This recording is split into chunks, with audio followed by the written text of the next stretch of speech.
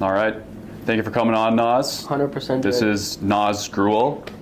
He's actually the guy who like hooked us up with this whole setup, this whole like recording studio. It was really dope of you to do that. Thank you. No, 110%, man. You're doing something great, right? Always happy to support. Yeah, thanks. And one thing I want to touch on like right now is we were kind of chatting before the cameras went on, and it, like your dad obviously like owns this building, right? Yeah. And you were like, my dad just does it, you know, just to do it, right? Like, is that kind of where you get like your mentality from, as far as like, I mean, like being generous and serving your clients? 110%, man. Like if you want to touch on my dad a bit, we came as immigrants, right? Like, yeah, we've needed help all the way through. I mean, I've seen him work at Superstore. I've seen him work at Walmart. I've seen him work as a pizza delivery guy, right? For him to build this out in like 12, 13 years is pretty impressive, right? Like, I look up to my dad so much. Like, I've started this business 3 years ago, and like even you too, like with QuikSell, right? You should know that like every business is deeper than it actually looks. On the surface. Yeah, on the surface, right? Once you dig deep into something, you realize, oh, holy, in real estate, it's not just buying and selling, right? There's investments, there's pre-construction, then there's teams. I mean, there's people who don't sell a single house, but they're making probably 5-6 million just from their team, teaching other people how to sell, right? So it's, you can dig deep into everything. Yeah, that's pretty dope, because like I don't really know your story as well. Like we just met like a couple weeks ago, but like Siam kind of like on the way out was like, you should ask Nas about his childhood, because you moved here, you just hinted at like 12, 13 years ago, right? So like 2009 to be exact. 2009, yeah. So coming up on 15 years, right? So what was that like? Is it kind of like the inspiring immigrant story where you come here and you have nothing, your dad's like a pizza delivery guy, and then like, you're just kind of like slowly getting your way up to the top, or bro, what was that like? You'd be crazy. Like, my dad's never said no to anything. Like, I used to be like that little bratty kid who's like, oh, Dad, like, these guys have this. I didn't know he was doing credit card loans. He was taking out loans from his credit card, line of credits, to go pay for this stuff. He's never told me no once. I've never looked in his eyes and he's like, oh, I can't afford this for you, ever. That's the crazy thing. And I'm like making money now, and I realized, I was like, how are you able to afford this when you have 2 kids? How much does the pizza delivery guy make back in the day? Be honest, like $40K a year? Yeah, it's like $10 an hour plus tips or something. Yeah, like in like 2009. And back in the day, people do not tip brown guys, bro. Like, I don't want to get into this topic, but they did not tip like brown guys. Like, there's some homes he was telling me, they'll be like, oh, like, get the fuck out of here, like, go return this pizza. People have actually said that to him, right? Yeah. And like, at the end of the crazy. day, like, that's where I get my drive and hustle from. If he can do this in 13 years, bro, and I've studied here, I've went to university here, I've been in the curriculum here, how am I not supposed to be ahead of him in 13 years? Yeah. If he's able to build something worth like close to $1 million, how am I not able to build something close to 100 million? When I know the language, I speak the language. I mean, you've met my dad, he doesn't know much English, right? He speaks like the bare minimum to get around. Yeah, I'm fortunate to have Mandeep on our team, because Mandeep he's like my translator. Yeah. He like speaks the language, and I think through Mandeep, he feels like I'm like one of you guys. Oh, 110%, man. Like, yeah. My dad's like, you know, he's a great guy. He knows like we're all humans at the end of the day. Like, he doesn't charge for anything. Anything he has, he's happy to do it, right? Yeah, like when I was here on Sunday, he was like, or I was like, hey Mandeep, can you ask him if like we can use this on Wednesday? And he goes, anytime. So like he understood that much. Yeah. That's all he said. It was like anytime. Yeah. I was like, oh, perfect. Right. So yeah, I get a lot of my thought process from him, man. So I'm really thankful that, you know, that he's in my life. He's kind of my role model, my inspiration. Yeah. Yeah. So what was your childhood like back in India? Like, were you guys like poor, struggling out there, or like what? No, like. And it was India, right, that you came from? Yeah, India, Punjab to be exact. Okay. We weren't, but like my grandpa, he was a bank manager. It's not like we were wealthy in India or anything. Like middle class? Yeah, middle class, I would say. But like in India, stuff was totally different. Like the shit you find gross here, back there it wasn't. Like if we played soccer in the mud over here, people would be like, oh, like, that's disgusting, go to a field. Over there, playing soccer in the mud was normal. That was my childhood. Like, I'm not joking. Like, playing soccer every day in the mud. Right? Like, that was literally my childhood. Like, even like the bathrooms there, man. I'll show you a picture of the bathrooms, you're gonna laugh. Like, you know how we have toilet seats? Over there, you have to like squat down. Like, it was disgusting. right? It's just like a hole in the ground? It's a hole in the ground. Yeah. Like imagine you're lost in the jungle and like you have to take a shit, you have to dig a hole. That's literally what they did. That was the design concept of it. They just put a hole in the ground, but it's like, oh yeah, this hole leads somewhere. Yeah, bro, my dad loves hunting and fishing. Yeah. And like as kids, like we'd always like tag along going like hunting and fishing, going on like these crazy trips in like the middle of nowhere in Saskatchewan. Yeah. And we'd always go to this lake. My dad probably wouldn't even want me to say the lake because it's like that sacred to him. Yeah. Like he doesn't want anyone to know his spots. Wow. That's like but anyways, so we'd go and there's obviously like no bathrooms, right? And like anytime I'm at like a family gathering and we talk about fishing or something, he'd be like, "Oh yeah, that trip. That was like the first time that Jarrett shit in the bush." Like that, like those are like that's how he like remembers things. Like it's just like stuff like that, right? Does he tell your family at all about that like secret place, or is it just him? Oh no, like the whole family knows. Well, the whole Yeah. but it's just like secret to your family. Yeah, man, I was taught like a whole bunch of stuff about fishing. Like I remember as kids, like I'd be out fishing with like my grandpa and my dad, and then like there was this one time there was like a boat that came up close to us, and we'd caught like a ton of fish, right? And this dude's like, "Yeah, you guys catch much?" And my grandpa's like, "Nope, man, there is nothing over here. Like, let me tell you." And this guy like scurried away.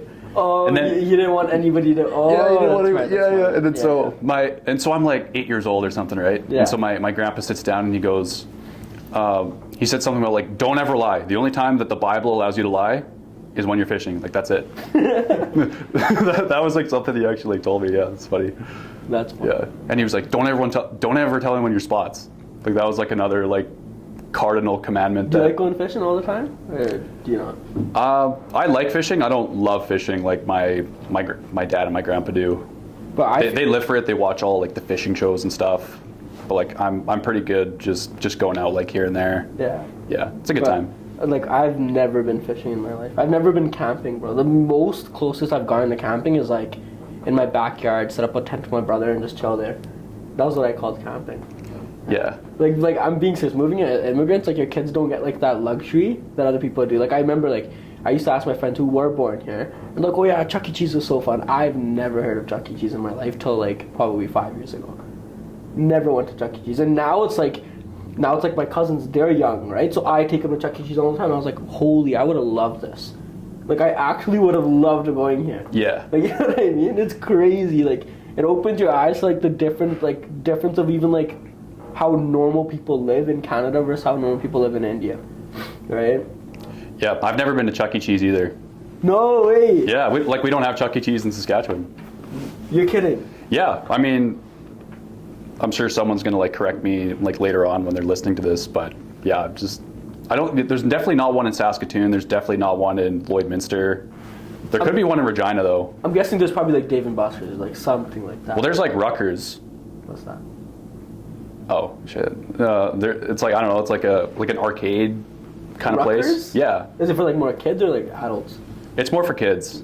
Yeah, there used to be one in Lloydminster. It shut down when I was like 6 or 7, and then I never went back to it until I was like 19 or something when I went to Saskatoon. I have to imagine there's one in Edmonton. Like I have to. Yeah, there's probably a Rutgers in Edmonton or a There Chuck E. probably Cheese. is. Yeah. But I recently like the rec room. I recently started going. Like I've never been to like arcade. As a kid, like it just used to be the playground. And when it was snowy, you're just like, yeah, sit your ass inside. You're not going anywhere. Yeah, well, we don't have the rec room in Saskatchewan either. Yeah, no wonder you moved here, man. Saskatchewan doesn't have anything. Bro, yeah, we don't have anything. What was your day-to-day like in Saskatchewan? Like you know what I mean? Like, what did you do on a daily basis? Bro, nothing. Nobody does anything out there. Actually. No, I'm just kidding. I don't know. There's just a lot of like drinking and partying, hunting and fishing. Like Saskatchewan's got a lot of wildlife activity going on. Like it's probably like the best or one of the best places in the world. Like if you want to go hunting or if you want to go fishing. Out in Alberta, as I understand it, like a lot of these lakes have like weird algae where like even if you did catch a fish, some of them like would be poisoned or something. Yeah, like and it's not safe. then because there's like 5 times more people in Alberta, it's just like it's harder to get drawn for deer and for moose and for elk, like that kind of thing. So yeah, there's like Saskatchewan's. It's kind of like the Alabama of Canada. There's just like a lot of like hillbillies and stuff out there. Dude, I've never been to Saskatchewan. I need to go out there. I feel like I've drove past it, but I've actually never stayed there and like seen what it's like. You know what I mean? Yeah, it's kind of like Alberta, honestly, with just except it's like completely flat. Yeah. We don't have like hills and shit out there. Do you want to stay in Alberta, or would you rather like move out to the U.S. or something? I don't know what the long-term plan is as far as like where I am physically, but yeah, I don't know. I went to the States a couple times last year, and I don't know, their culture is totally different too. Like, have you been to the States? I love the States, man. I've been to the States so many times. I'm at the States at least twice a year, 3 times a year. Yeah. Yeah, I love the States. I love going there. I don't know if I would love living there though, because like last year I went to Kansas City with a few friends. Yeah. And that place is like hillbilly too, like Missouri. I remember like going to Walmart in Kansas City, and we were like, there was like American flags in like every aisle in Walmart, or like every second aisle. Yeah. And they don't have liquor stores there. Like, you buy liquor at 7-Eleven, you buy liquor at you buy liquor in one of the aisles in Walmart. Like, a kid could just go down the aisle and like get booze or something, I'm sure. You know, like and they were selling guns at Walmart too. There was some hillbilly. That's was normal. Like, hey, howdy, sir, you want to buy a gun? You know what's like weird? Like, people always gas up the States like, oh, it's so nice. You ever been to LA, man? It's one street that's nice. The rest of it is just like homeless people and like people rotting in shit. Like, no offense, people are gonna probably come at me. Vegas is like that too. Yeah, even if I went to Miami, like I swear there was like 2 good streets of Miami, and like the most of it, like, so what had happened is we booked. I don't know if it was like the JW, but we booked a really nice hotel, and then we booked it for the next day. And we got there a day earlier, right? So we had to go stay somewhere. We just searched up the nearest hotel. We go, and like, I don't know if I'm allowed to say this, beep this out if I'm not, but like, I see a fucking hooker walking in, right? That's me and my homie. And it's like, we have like our sisters with us. Yeah. And a hooker walking in, and she's like money, like come, and she's like flashing us and stuff, right? I'm like, holy, like, this is fucked. Like, this is Miami. What, like, realistically, nobody shows you the truth about Miami. Like, there's probably 2-3 good streets in Miami, or even like most of US, to be honest.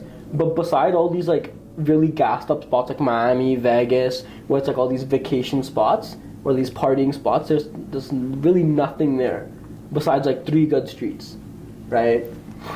Yeah, just like a couple of like iconic locations for tourists to see. Yeah. And then the rest of it is homeless people and violence and literally. But over there it's kind of different too, because you have like different, like, you have so many cities within like that one place, right? Like, if you say like Orlando, there's at least like 20 other little small like towns, cities, whatever you want to call them, around Orlando, right? Like, I love Texas. I want to move to Texas, right? I want to move to Houston. That's like the new trend. Everyone's going there. It's kind of like the Alberta of the States, literally, because they got all the oil and everyone wants to go there. Go there.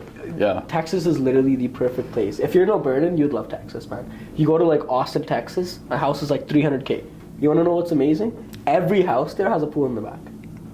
Yeah, and I heard they have like pretty good like tax there too. Like, you don't really pay a lot of taxes in Texas or something like that. Yeah, like it's pretty favorable anyways compared to other states, and it is, man. Compared to Canada, bro. Like, I know like Siam was there earlier. That guy wants to move to Dubai where there's no tax at all.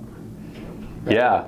Yeah, that was something that we never even like got into. I kind of had that like written down, was to get in there. But the one thing that scares me, well, that's like different about the States that would make me like a little bit hesitant to go there, is like, because they have like open carry laws in like half the states or something, like, I don't know exactly, but the states that I went to had like open carry. Like, let's say I'm out here on like White Ave, right? Yeah. I don't go looking for trouble, so this is not really something that I would worry about anyways. But let's say like some dude was beefing with me, you know, maybe I was talking to some guy's girl and didn't know, or something like that. Yeah. And then he like wants to fight, right? Like, we would just settle with our fists, like men, you like ever Albertans. been in a fight? Sorry.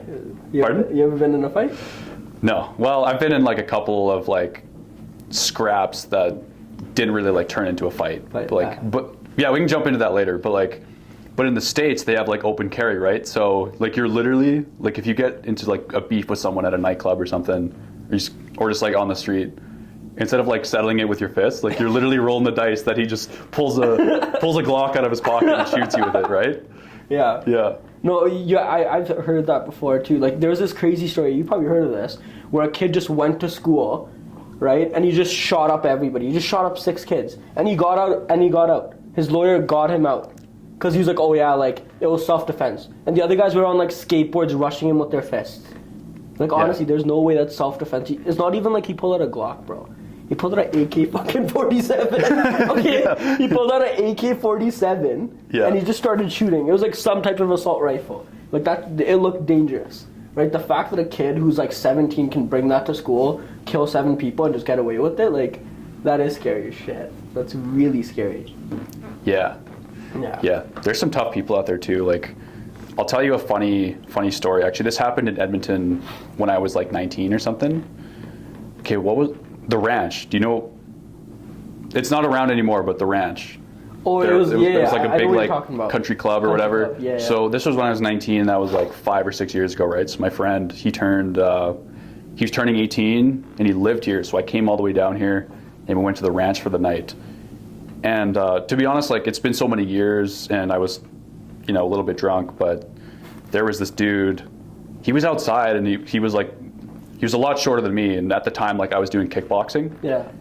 And like I said, I don't really like go looking for trouble or whatever, but for some reason, like, this guy just had it out for me. Like, I don't know, I honestly can't remember like why he wanted to get like physical, but he wanted to like get physical, right? So anyways, like, we're squaring off. It's about to go down, and I got like my fists up here, and because like I'm in kickboxing, right? Like, I know like a thing or two about fighting or like defending yourself, right? Yeah. So we're kind of like squaring off, and he like did the thing that I wanted him to do, and then like pow, like just like hit this dude like as hard as I could in the face. No, but this is the thing. It was like he didn't even flinch. And I was just sitting there, and I was just like, "That's all my instructor taught me." That's all I had. And then he comes in, and he starts like, like swinging and stuff, and I'm like kind of like dodging, defending, like trying to hit back. But then by that time, the bouncers came in, and it was like, it was over by that point. But I was just like, holy, like that. I was like, that kid was strong. Like he was like maybe like 5'9" and like skinny. But I was just like, dude, I was like, that kid had some fight in him. Well, if I can piggyback off that story, like when I used to take boxing, right? Yeah. I'm a very like decent boxer. I'm pretty good. But like when I first started, I remember I'd be like, okay, like if he does this, I'm gonna do this. I'm gonna do this, right? And I got into a fight later that month, right? And this was high school. I remember like there's this place called Dead End where I went to school, which is just like a dead end, like self-explanatory, right? And then what had happened is, I was like, okay, at 12 o'clock we're gonna go there and we're gonna go fight. Basically, we had a set up time. It was break time. I go there and I swear, I kid you not, man. There's like the whole dead end is covered in cars. There's at least like 13, 14 cars just parked up, and everybody's standing in a circle. And I'm like, I'm shitting myself at this point, right? Because I'm like, holy, half the school is here. Like, I'm gonna get rotated. Yeah. Right? And I swear, like, whatever I thought, I'm not gonna say if I won or not, right? I did, just to let you guys know. But yeah, just to let you guys know. I didn't win, but like I won. No, I won for sure. Right? But like, what was crazy about that was I thought a fight would last like at least 10 minutes, 5 minutes. It lasted 45 seconds, max. I think it was a minute maximum if you actually count. 30 to a minute long. And it was just like no technique, no nothing. Like when you're in that state, bro, I don't know how you had it in you to be like, okay, yeah, like if he does this, I'm gonna do this. Like for me, it was just like, yeah, like I'm just swinging to swing. I don't even know what I'm hitting. If I'm hitting the girls outside watching, if I'm hitting what, like I'm just throwing. It was so like I was so like my mind was so boggled at that time. You know what I mean? I don't know what it was for you. I don't know how you had enough like time to do some technique. Yeah, I think it's kind of just like my natural personality. Like I'm pretty calm under pressure. Like I can definitely like in those moments feel like my heart beating, and like I can feel like the adrenaline. Yeah. But I don't really like show it on the outside. I can think pretty clearly like in that state of mind too. Honestly, that's a skill. And yeah. Like what you did was great. Like I don't know if like they probably are obviously but I mean you moved for your business to another city alone with no support, no help. Right? That's I got man to eat. 100%, man. Yeah. You got your friends around you, but some people, they're actually unable to do that without their parents or their family. Like that shows a real entrepreneur. Like I would, if I could go right now, I would go to Texas and I would start all over again. And I know I would have no trouble. Like the fact you came here to expand your business is insane. And you're really, really young too, right? Yeah. We can dive more into that too, because obviously like you probably want to get some like business content like for your clips and stuff too. Always, but honestly, I like just chatting about stuff too. Yeah, same. So you're 21. Yeah. and you've been in the biz for like 3 years, so that, you know, if you do the math, like you got a license at 18, right? I got my license like not exactly 3 years, but I got my license like towards turning 19. I would say like 2.5 years. That's Okay. when I got my license. And like I jumped brokerage to brokerage. I didn't know stuff. Like my first year was a waste, man. Right? Like I joined the wrong people. I didn't know what I was doing. Like being self-employed or owning a business, as you should know, sometimes when you wake up in the morning, it's like what do I do right now? Yeah. Like, you know what I mean? Like, what do I do right now? It's like, Yeah. like when you have a job, I feel like it's easier to be disciplined because someone's always on your ass. Someone's accountable, yeah. Right? Someone's like, hey, did make you do accountable. this, right? Yeah. Or it's like, at least you know 9 to 5, you have to be over here. When you own your own business or you're self-employed, it's like, it's up to you to go do that work. It's up to you to go do these things that you're supposed to. Because you know the result of doing all of this will result in you making more income. But it's just, do you have enough discipline to go and do it? Like, I feel like so what I would do in the mornings, like, when I first started, I'd be super motivated. Meaning, like, I would watch, like, Tony Robinson, I'd watch David Goggins, Manny Koshman, and I noticed that motivation would last for, like, 30, 40 minutes. After I took a shower and came downstairs, it's back to the same old stuff. Go hop on Call of Duty, go do this. Yeah, right? it's pretty short-lived, yeah. Yeah, like, once you can start building discipline, you're like, I know what I'm doing in a day. Even if your plan doesn't stay the same, the good thing is, at least you know you have something to work off of, right? Like, your plan isn't everything, but your plan is everything. I don't know if you've heard that saying or not before. No, I haven't heard that before. I've heard something similar, like, if you fail to plan, you plan to fail. Yeah. Yeah. It's the same concept, right? But, yeah. Like, I started when I was 18, and then last year's when I actually found success.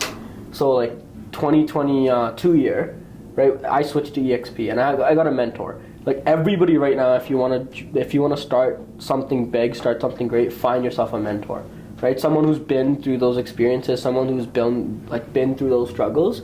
He can save you so much time. Like, I mean, this guy's been in the industry for 10 plus years, right? And like, there's one guy who's been in the industry for 5 plus years, and they were able to achieve that much. Imagine how much time you'd be saving by knowing what their mistakes were. Mm-hmm. Imagine how much time you'd be saving by knowing that what they did wrong and how you can avoid that, right? Like, in a year now, I have about 50 plus agents under my team, and that's pretty hard to do. If you like break down the math, that's like 50 divided by 12 is like, I don't know, my math is really bad, but that's like 3 or 4 agents a month that are consecutively joining. Like, one a week, yeah. Yeah, like, that's like one a week. That's like one agent hitting me up every day, like every week, and be like, hey, like, I want to join your team. Like, teach me how to sell, right? Like, you have to get to the point. Like, even Siam, right? Once Siam came in, like, I knew from the get-go that this guy in 8 months, he's going to be a beast. Yeah. Yeah, you can just tell by talking to that guy. He's got some fire in him, you know? Yeah. Like, he knew. He's motivated. Yeah. Like, if you reverse, I don't know if you probably do this with your business a lot, but you reverse engineer. I've never understood reverse engineering in my life up until like a year ago, right? Like, up until Sean told me, I was like, man, like, why would I reverse engineering my life? Why would I just not go straight and see where I want to be, right? Like, once you break down like a huge number into something smaller pieces, like, mine was like, let's say I wanted to make 250K, right? In order to make 250K just off commissions, right? Like, my team income is to the side. Like, that's just an X amount that's extra. But if I wanted to make 250K, how many calls, how many doors do I have to knock? How many people do I have to talk to? And what avenues am I going to use in order to get to those, reach out to those people, right? For me, I knew I always had 5 pillars. One was Eventbrite, where I would talk to investors about investments, and that was a pillar. Because I love investments. My main thing is multifamily, flips, rentals, anything like that. Like, I love growing people's portfolios, right? Because I invest in real estate myself. My second one was TikTok. How many videos do I have to post in order to get an X amount of leads and in order to get like one closing? You know, like, I knew the numbers. I knew it was like, okay, like, every 20 videos, I sell a house. Mm-hmm. So it's like, now I know I need to make 20 videos. If I'm ever feeling down, if I'm ever feeling like I don't have money, now I know I have to make 20 videos. You know? So if you, like, making 20 videos, let's say if you set a goal for yourself, like a video a day, 30 videos, right? It seems really hard to do that every day. But if you break down the numbers, it's like, okay, like, twice a week I'm going to make 8 videos, meaning 4 videos a day. That's not that much.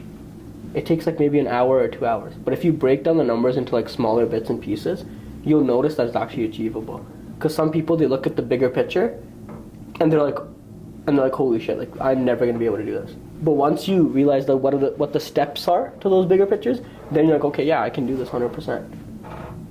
Yeah, like I know Tyler Hassman had talked about, because a lot of the videos I see you and Siam doing, it looks pretty closely modeled to what he's doing, if I'm not mistaken.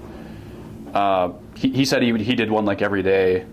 One thing I would do, or like think would be like efficient for you guys, well, do you guys just like record them in bulk? Because like, I mean, obviously like I'm recording these podcasts in bulk because it's just kind of like a one-time setup. You know what I mean? Like you go to like a couple show homes like on the same block and you just hammer like 1, 2, 3, 4, 5, drive to the next neighborhood, 1, 2, 3, 4, 5, or I don't know. I don't know if I can touch on this. It might be a little, I'll try shortening the subject a little bit. Yeah. But everybody has an X amount of time in their day. Like everybody, no matter what. That's the only time you're allowed. I realized before I was spending a lot of time on stuff that wasn't quality work.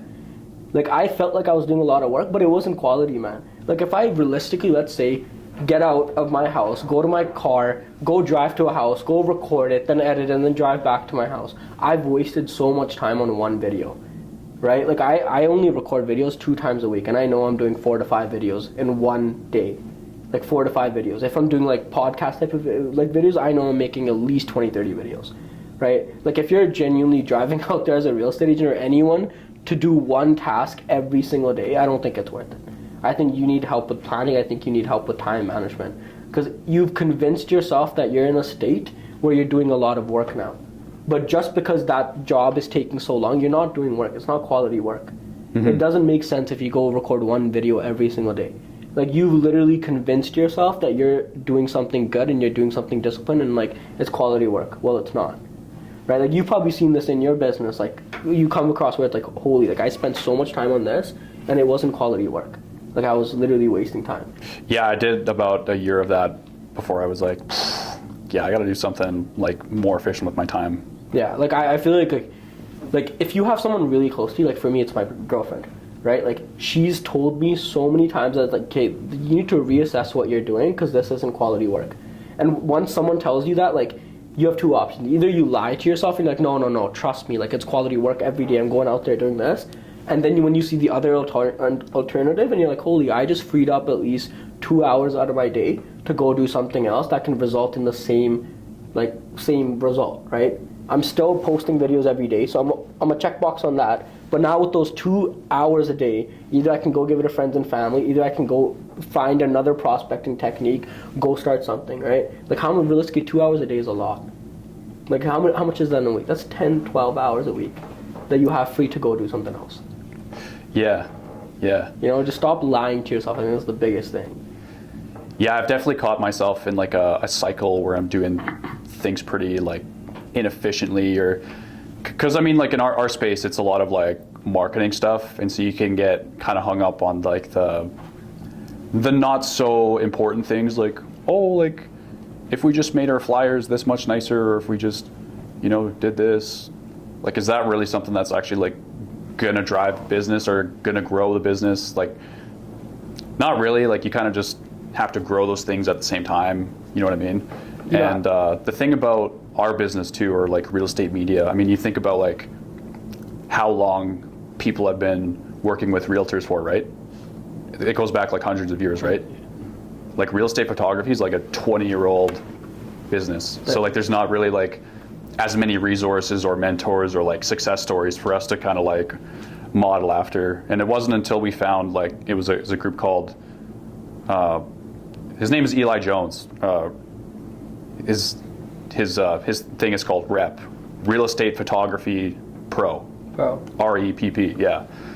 And he was kind of like the guru of real estate, where we were just like, oh, we're doing so many things like inefficiently, and we're like, if we could just do this much better, like the clients would love it. Yeah, so that's really where we get most of our stuff from. But like, even I think we're kind of like a pioneer in the space almost, which is kind of like really dope. Honestly, you're in like a growing, I feel like you're in a growing industry, right? Like back in the day, man, realtors, like, why do you think these dinosaurs, by that I mean like old realtors, why do you think they're not relevant anymore? Because they don't know how to move with the trend, right? I feel like that goes for anything. Like you even said, like I want to touch on the flyer part of it. I think that's with any business. Where like people try going to 100%, I never try going to 100%, man. The effort that it takes from get to 0 to 80 is the same effort that it takes to get 80 to 100. Like if I like something 80 to 85%, I'm gonna go with it. If I spend that much time on colors, branding, designing, now I've just missed a crucial part of my business. I'm not executing. Yeah. Right? Like I could sit there for hours and go design everything perfectly and go do everything perfectly, but if I'm not executing, who cares? Like if the flyers aren't going to someone, if they're not reaching out to the people they're supposed to reach out to, I just miss so many deals. Like the biggest things, you probably get this a lot too, like follow up, right? Like following up with your clients, seeing how it is. Imagine you sent those flyers a month earlier. Do you think a month earlier you would have had different clients that were maybe more serious or that maybe needed your service more? 110%, you just missed out.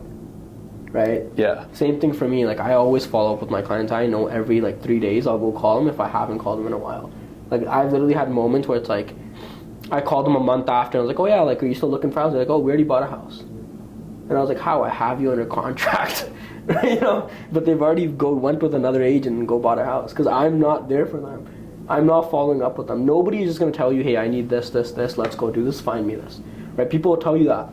But at the end of the day, like, you need to invoke their mind. You need to be there for them, right? Like I've had people on call, bro. You wouldn't believe it. Like breaking. I felt like a therapist sometimes. Yeah. Like on a cold call, I've called people and like they've been breaking down, crying that like they're going through divorces, they're going through this. I'm like, holy shit. I have two actually. Yeah. Yeah, right. You know what I mean? And Yeah. that like I know I can bet like all my life savings that person is never ever gonna use someone else's service besides me.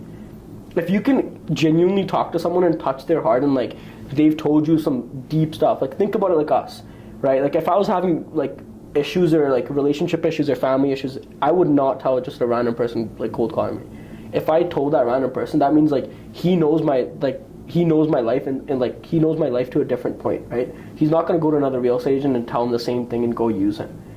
Like I've known like people that I've had deep calls with, they've called me a year later of me not talking to them and they've been like, hey man, we're ready, this is the house we want to buy, put an offer in. And there's probably 20, 30 other people that called them. But it's like I built such a good rapport with them. I mean the guy has told me that he's leaving his wife, she's taking the kids, like he has nothing to do, right? Like he's told me so much deep stuff that it's just like you gotta be able to build connections with wealthy people, just with normal people everywhere. It's how you connect with people, right? Yeah. You have to be able to relate to them and stuff. I think Mandeep's kind of given us the 5-minute warning here. So like one thing I wanted to touch on too was, because you went on like a rant about like joining EXP and like your mentors and stuff. So it's Sean Getty, right? Sean Getty, he's the man behind the scene, yep. Yeah. So what's he been like working with? Like I know you and Siam have said like great things about him. You guys are like pretty tight, right? Yeah, like I mean like even when we started like Alpha Agents, Realtors Group, all these companies under that EXP umbrella, ours was to build a community or build kind of like a family in sort of way, right? Mm-hmm. That's why we all do all these events every year. We want people to know that we're here for them. We want people to know that, hey, listen, like there's some times where like I don't want people to think like work is something like, oh yeah, like we can't talk to these people. I've noticed like there's so many people, we get invited to some private events, like if let's say someone has like a baby, they'll go invite everybody from work because that's how close we are, right? Like even Sean's done great, like that guy bears no expense. He's built an app on school, probably cost him roughly upwards of like 6 figures, right? Wow. Yeah, six figures in money and time. Yeah. Think about it. Yeah. I mean, a guy who makes $3 million a year, like his time's worth something if you do the math, right? Yeah. But even like money-wise, he's probably spent close to like 6 figures on just creating this, giving the knowledge that he's given. That's all of his experience, all in one platform. And not to mention, he has more than, like if you genuinely do everything in those videos, follow it step by step, there's no way you should fail. If you're lying to yourself if you think you've done it all, right? And if you're not able to do it all, go swim in another pool because this is too deep for you, right? Yeah, like what are some of those things? I know when I talked to Siam, he said like door knocking was like part of those activities. It relates to like, I see your question, it relates to what kind of person you are. Like for Siam, I told him to do something called a Facebook Marketplace strategy. I'm not going to get too deep into what it is, right? Yeah. But it's more complex than it sounds. I mean, he did 4 deals off that in 2 months. And there's agents that do 4 deals in a year. Yeah, yeah. So imagine you didn't take those 15 minutes to go do what I told you. Imagine you didn't go, like I can tell people, oh, post videos on TikTok. If you're gonna post once a month, just leave. Just leave it. Don't post. Go pick another avenue, right? Like everything works in real estate, man. Even for you, everything that you, like you've probably had some stuff that works and hadn't worked, but everything takes time. You have to be consistent while doing it, right? Like if you do something long enough, man, it'll work. Like for me, it took me that 27 videos every day. That's when I got my first deal on TikTok. And now it's like a snowballing effect. Even for door knocks, man, I used to knock 80 doors a day before, right? And I didn't get any success. But sometimes I'll go knock 90 doors, 100 doors, and sometimes one day I had like 3 listings, right? I got 3 listing appointments, got 2 of those listings. And it was just that random. Like you just have to continue what you're doing and do it for long enough. Yeah, bro, I used to call so many people at the car dealership, and I think it took me like a year to get my first car deal from a cold call. Cold call? Yeah. There were some days too where like I would just get discouraged and like not do it also. I definitely had those days, but like I guess like one thing I want to ask you too is like you have a downline of like 50-ish people, right? Yeah. At the age of 21, which is like pretty crazy. I know that I think like a lot of people when they think about realtors that are like young at EXP, yeah, they're like, well, if I want to join this guy's team or join this guy's downline, like what's this guy going to teach me? Like what's this kid that's like 21 gonna teach me? So like how do you overcome that? Like bro, that's like the main thing with every like that's like agent. The unspoken objection, right? Like what do you 100%. Nobody speaks it, but you know they're feeling it, right? Yeah. Like for me, I've surrounded myself, like I don't always say that I'm the guy, like I'm gonna be the guy who teach you. I have dope guys on my team that are very, very smart. Rav, Deep, Sean Getty, Max Mills, those are the people that I'm leveraging. But if someone says that to me, I'm just, how many deals did you do? I don't want to bring up like finances as a thing where it's like, oh, I'm better than you. But realistically, like if you're coming for help, you're not at the point you want to be. If I'm at the point that you want to be doing 25 deals, and I'm at the point where I'm doing 25, 30 deals, and you want to be at that point, obviously I'm doing something right and you're doing something wrong, right? If you can touch on like, if you know like press it where it kind of hurts, that sort of thing, it could go both ways, man. Some people look at me like, holy shit, this guy's 21. And he's doing so good, like he must have something right. He's doing something right, like I need to go, right? I need to kind of go see what he's doing. And like once I show them the team, once I show them my work ethic and my guys' work ethic, because everybody has something like different that they teach. And once they see everybody in that community, in that surrounding, and they feel like they belong there, they'll never leave, man. They'll never leave, right? I'm not gonna say it's not just me. They're not joining just for me. They're joining for the community I've built, and they're joining for the community and the people that I have around me, right? And if they have an objection like, oh, I don't want to go under someone who's 21, I don't want someone with a closed mindset either. Yeah. You know what I mean? Like, okay, cool. Sounds good. Yeah. We'll have to like wrap this up quick, but like, yeah.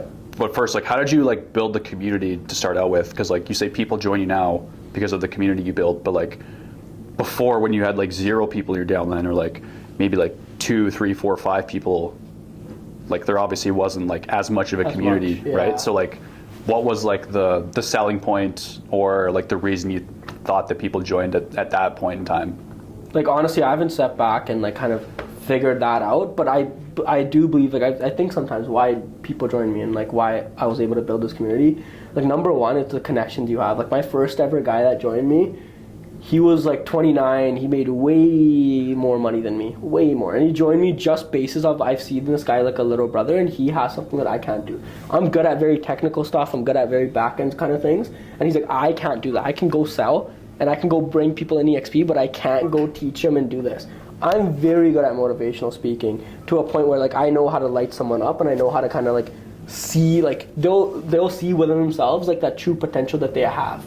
And I feel like that's helped me a long way, man. If you can convince someone, or not even convince, if you can influence someone to feel fired up and be like, oh my God, this guy brings out the better in me, that's the best thing you can do for someone. And they'll 100% of the time, they'll think about joining you or join you, right? And building like a community and a brotherhood, that's how you kind of build your brand. Like we do events which help a lot, right? I mean, if people can let loose, yeah, we drink at the events, right? I don't drink, but like they drink at the events, they go have fun with the events, and they talk about something other than business, right? It's always good that you're able to talk to your coworkers about something that's not business, right? I mean, we host, we do like weekly calls. Obviously, we do 2 times a week weekly calls. We do in-person trainings. That all kind of stuff helps. Not only are they getting the support they need, not only are they feeling like they can talk to me about stuff that isn't related to real estate, right? That's a brotherhood, man, right? Like if me and you can sit here and talk about like your dad's like secret fishing spot, you know what I mean? Yeah. I'll tell you off the record. Off the record, right? Yeah. But like when you can build that connection with someone and then you fire them up and you inspire them to be something better, that's basically like building a brotherhood, right? Isn't that what family's all about? They inspire you to do better. They give you these restrictions that like, you know that they're gonna judge me if I do this. Like they don't want me doing this bad stuff, right? That's what a family's all about, man. So you gotta create a family. Like you and Mandeep have that same relationship, right? I doubt all you guys talk about is fucking cameras and cameras and how to record things, right? No. Like is Mandeep single or is he taken right now? Mandeep's a single man. Exactly. Yeah. So ladies, hit up. Depends Mandeep. when you ask him, you know. Yeah. But like from what we know from this, Yeah. ladies, Mandeep is single, and you guys talk about stuff that's other than work, right? So, Yeah. Yeah, Mandeep's dope. But anyways, yeah, we're gonna have to like wrap this up. This is honestly, man, it's been a pleasure. No, pleasure's all mine, man. Thank yeah. you for speaking, right? So for anyone that's looking to find you, like, if they're looking to sell their house, looking to buy, or like join your team, like, what's like the best way to reach out to you? Honestly, Instagram or my personal number. Like my main business is investments. I don't know if I've said that yet. So I help people grow their portfolios, rental-wise, infills, development. That's my bread and butter. I'm very good with numbers. I'm very good at doing that. So if you're looking for that specially, hit me up. There's only a couple people in the city that can do it. And then I would say I'm one of those guys, right? It's been a pleasure, man. I know our relationship's going to go a long way. I mean, you're a smart guy that I want to learn stuff from as well, right? We're both that same age bracket too, so that helps. Yeah, I'm a little bit older and wiser, but anyways, yeah, that's gonna wrap it up for this episode of the QuikSell podcast. Yeah.